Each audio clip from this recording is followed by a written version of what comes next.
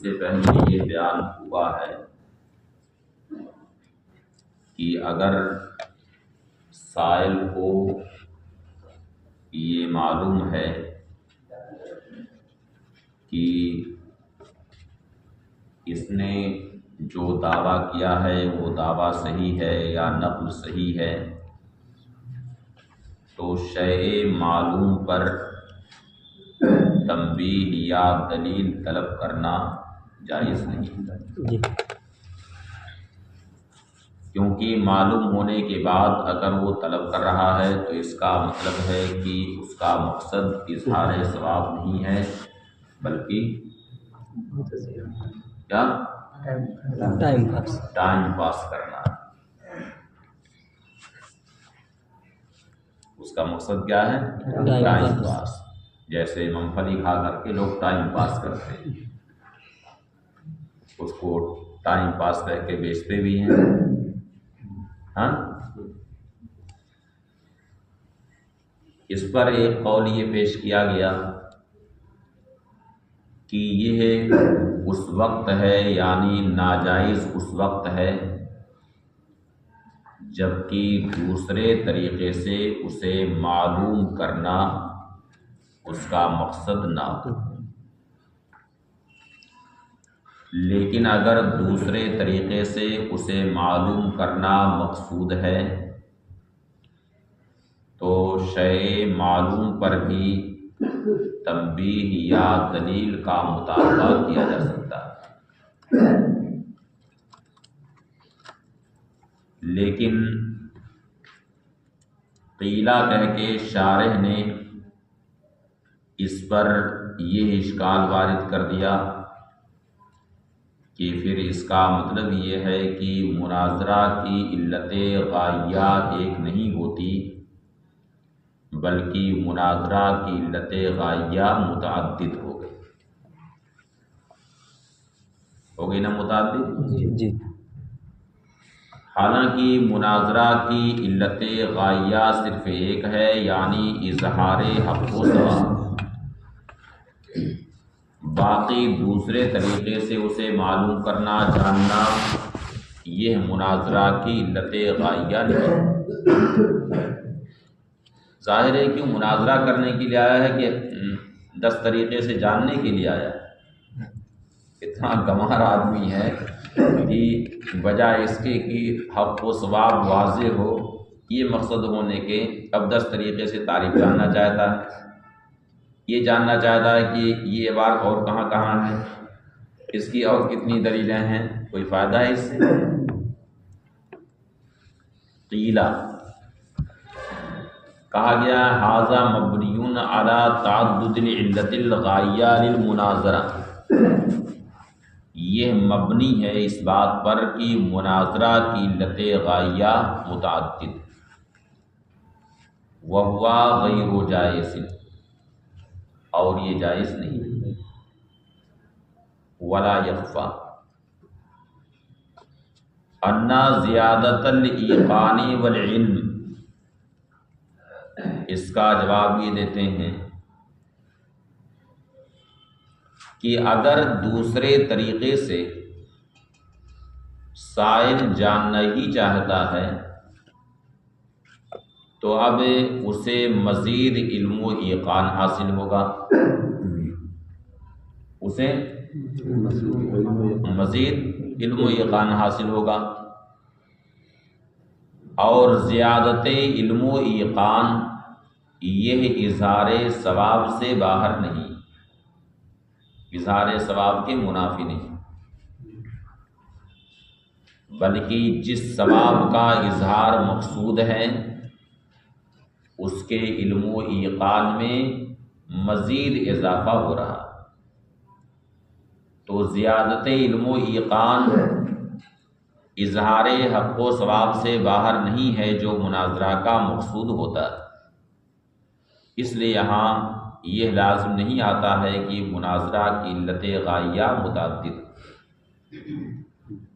اظہار حق و ثواب کے علاوہ اگر الگ کوئی چیز ہوتی زیادت علم و ایقان تو آپ یہ کہہ سکتے تھے کہ علت غائیہ متعدد ہو رہی، اور یہاں زیادت علم و ایقان اظہار حق و ثواب سے خارج نہیں ہے، اس سے باہر نہیں ہے، اس وجہ سے یہ لازم نہیں آتا کہ مناظرہ کی علت غائیہ متعدد۔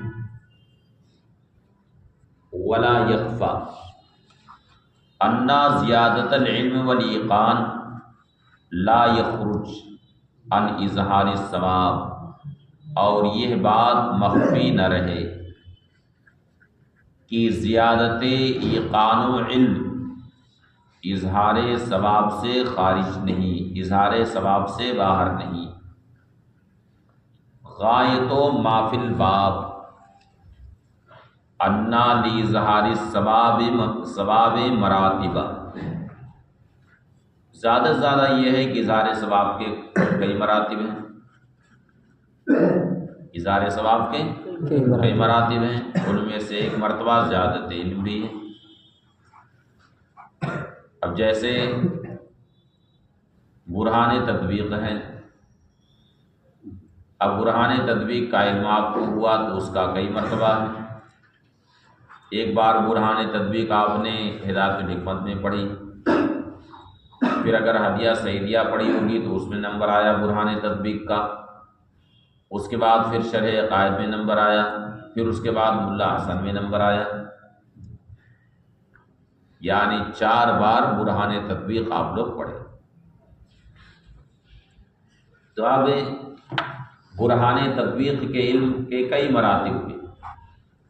ایک مرتبہ تو یہ ہے کہ اس کو ایک ہی بار پڑھیے، ایک شخص وہ ہے جس نے ایک ہی بار برہان تطبیق پڑھی ہے، دوسرا وہ ہے جس نے 2 بار پڑھی ہے، تیسرا وہ ہے جس نے 3 بار، چوتھا وہ ہے جس نے 4 بار پڑھی ہے۔ تو جس نے 4 بار پڑھی ہے اس کو زیادہ علم و ایقان حاصل ہوا، اور جو ایک ہی بار پڑھا ہے تو اس کا معاملہ محض ٹکروانے ہی تک رہا، اس نے رٹ لیا ہے اور ہو سکتا ہے ٹکرا جائے۔ تو زیادہ سے زیادہ یہاں پر وہی ہے کہ اظہار ثواب کے کئی مراتب۔ ایک مرتبہ وہ ہے کہ ایک ہی دلیل سے حق و ثواب ظاہر ہو گیا، اور دوسرا مرتبہ یہ ہے کہ کئی دلیل اس کے لیے لائی گئی تو اس میں زیادہ علم و یقین ہوا۔ غایت و ما فی الباب، زیادہ سے زیادہ اس باب میں یہ ہے کہ اظہار ثواب کے کئی مراتب ہیں، جن میں سے ایک مرتبہ زیادت علم ہے، کما یشاہد فی البراہین الاقلیدسیہ، جیسا کہ براہین اقلیدسیہ میں اس کا مشاہدہ کیا جاتا ہے کہ ایک برہان سے مطلوب کا علم ہوا، پھر اس کے بعد دوسری برہان لائی جاتی ہے تو اس سے اس علم میں اضافہ ہوتا ہے، پھر کسی اور طریقے سے برہان لائی جاتی ہے تو اس میں اور اضافہ ہوتا ہے علم میں۔ براہین اقلیدسیہ جو مثلث مربع وغیرہ سے متعلق ہوتی ہیں، اسی میں سے ہے، جیسے شکل عروسی ہے، شکل حماری ہے، جزو ولایت جزا کی ابطال کے لیے یہ سب شکلیں پیش کی جاتی ہیں، شکل عروسی اور شکل حماری، یہ سب مسلم و ثبوت میں۔ تو براہین اقلیدسیہ میں یہ چیزیں بالکل مشاہد، قضا فیما نقلات، اسی طرح سے مصنف کے منقولات میں، وانتا انتا ملتا، مگر شارح اس جواب پر کلام یہ کرتے ہیں کہ مناظرہ کا جو مقصود ہے اظہار ثواب، تو اظہار کی حقیقت اسی وقت پائی جائے گی جبکہ شیء مظہر اظہار سے پہلے معلوم نہ ہو۔ حقیقت اظہار کب پائی جائے گی؟ جبکہ شیء مظہر اظہار سے پہلے معلوم نہ ہو۔ ورنہ اگر شے مظہر اظہار سے پہلے معلوم ہو جائے تو یہ حقیقتاً اظہار ثواب نہیں، یہ حقیقتاً اظہار نہیں ہے بلکہ یہ تو اظہار ظاہر ہے۔ کیا ہے یہ؟ اظہار ظاہر ہے۔ حقیقتاً اظہار کا معنی اس وقت پایا جائے گا جبکہ شے مظہر، ارے ذرا ٹھیک سے بیٹھو گا، بیٹھ،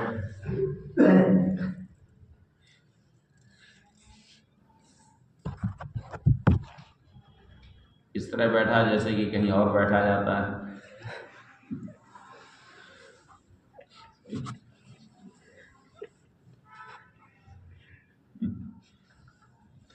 تو حقیقت اظہار کب پایا جائے گا؟ جب شے مظہر اظہار سے پہلے معلوم نہ ہو، ورنہ اظہار سے پہلے اگر معلوم ہے تو وہ ہاں اظہار ظاہر ہے۔ وانتا ان تاملتا عرفتا، اور اگر آپ غور کریں تو آپ کو یہ بات معلوم ہوگی کہ حقیقت اظہار اس وقت پائی جائے گی جبکہ مظہر اظہار سے پہلے معلوم نہ ہو، وَإِلَّا يَلْزَمُ إِظْهَارُ الظَّاهِرِ، ورنہ اظہار ظاہر لازم ہے۔ وَأَمَّا زِيَادَةُ الْإِيقَانِ، اور رہی زیادت ایقان، فَإِنْ كَانَ إِثْبَاتُهَا بَعْدَ الْعِلْمِ، تو اگر زیادت ایقان کا اثبات علم کے بعد ہو، فَزِيَادَةُ الظُّهُورِ، تو یہ زیادت ظہور ہے، وَلَيْسَ بِإِظْهَارٍ، اور یہ اظہار نہیں ہے۔ اِذِ التَّنْبِیہُ مُوجِبٌ لِلزِّیادَۃِ، اس لیے کہ تنبیہ یہ زیادت اظہار کا موجب ہے۔ فَحَسْبُ، بس۔ وَإِنْ كَانَ بَعْدَ مَا لَمْ يَكُنْ مَعْلُومًا، اور اگر شے مظہر کا اظہار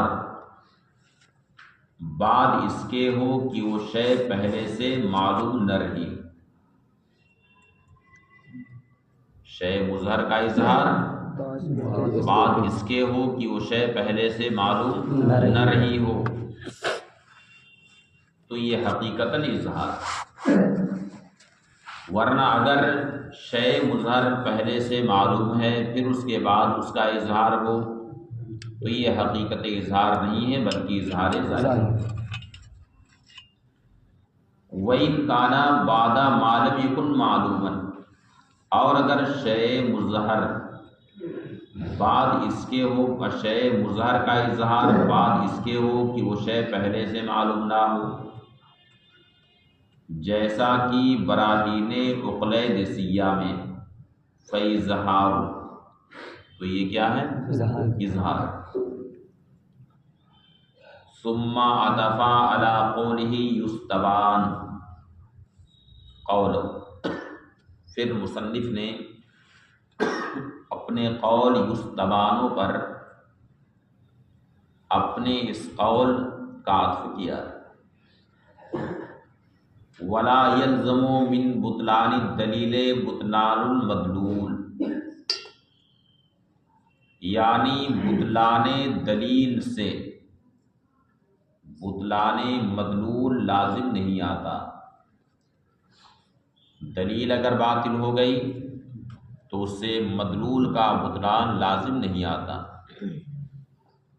اس وجہ سے کہ ایسا ہو سکتا ہے کہ ایک مدلول کی کئی دلیلیں ہوں، تو اگر ایک دلیل باطل ہو گئی تو اس سے اور دلیلوں کا بطلان لازم نہیں آتا، ہو سکتا ہے کہ وہ مدلول کسی دوسری دلیل سے ثابت ہو جائے، اس لیے بطلان دلیل سے بطلان مدلول لازم نہیں آتا۔ ولا يلزم من بطلان الدلیل بطلان المدلول، اور بطلان دلیل سے بطلان مدلول لازم نہیں آتا۔ لجواز ان یکون لمدلول واحد دلائل شتیٰ، اس لیے کہ ایسا ہو سکتا ہے کہ ایک مدلول مدلول کے لیے مختلف دلائل، فبطلان واحد منہا لم یبطل، لہذا ایک دلیل کا بطلان مدلول کو باطل نہیں کرتا۔ فَإِذَا بطلت دلیل، تو جب دلیل باطل ہو جائے، یعنی جو دلیل معلل نے پیش کیا تھا وہ دلیل جب باطل ہو جائے، فَلَا مَنْصَبَ لِلْمُعَلِّلِ سِوَى التَّغْيِيرِ وَالتَّبْدِيلِ، تو اب معلل کے لیے سوائے تغییر اور تبدیل کے اب کوئی منصب نہیں۔ کیا تو جو دلیل اس نے پیش کی تھی اس میں کوئی لفظ ادھر ادھر کرے، معمولی تبدیلی کرے، یا یہ ہے کہ پوری دلیل ہی بدل دے اور یہ کہہ دے کہ چلیے یہ دلیل باطل ہو گئی لیکن ہمارے پاس دوسری دلیلیں ہیں۔ فلا منصب للمعلل، تو معلل کے لیے سوائے تغییر اور تبدیل کے اور کوئی منصب نہیں۔ بات ختم۔